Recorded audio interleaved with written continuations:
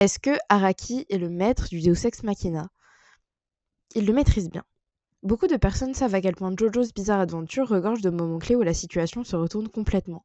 Dans la plupart des situations, c'est un Deus Ex Machina, mais pas toujours.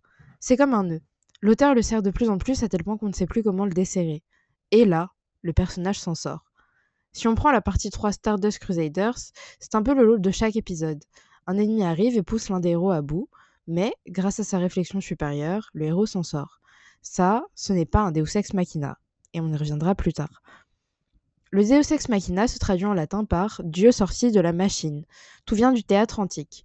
En effet, le plus souvent dans les tragédies grecques, on faisait sortir d'une trappe ou descendre d'une grue, par exemple, les acteurs qui jouaient les dieux. Ces dieux intervenaient à un moment désespéré de l'histoire pour résoudre un conflit qui paraissait insolvable. Le dieu sortait littéralement de la machine.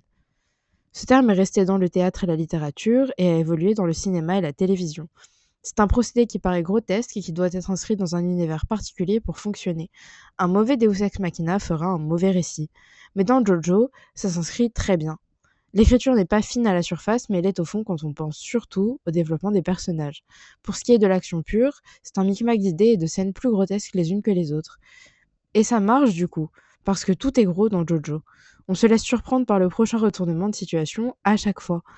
Je pense surtout aux parties les plus épisodiques comme Stardust Crusaders, mais ça s'applique globalement à tout l'univers créatif. C'est flamboyant et ça part dans tous les sens tout en étant sensible. Et le Deus Ex Machina dans tout ça?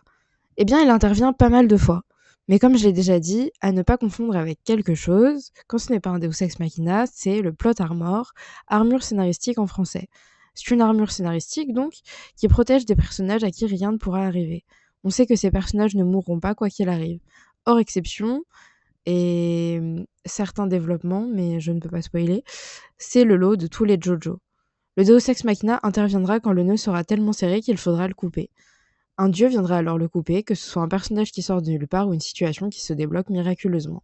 La fin de la partie de Battle Tendency enchaîne quelques Deus Ex Machina par exemple. Par exemple, quand Joseph est dans l'avion et qu'on ne sait pas comment il va s'en sortir et que Stroheim arrive comme ça d'un coup et le sauve. Deux procédés interviennent donc dans JoJo.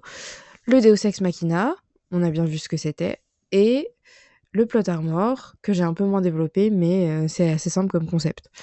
Voilà, c'est tout pour moi. Merci de m'avoir écouté. C'était une très courte vidéo sur un univers que j'aime beaucoup. Je reviens de temps en temps sur YouTube. Je fais des vidéos parsemées, par-ci par-là.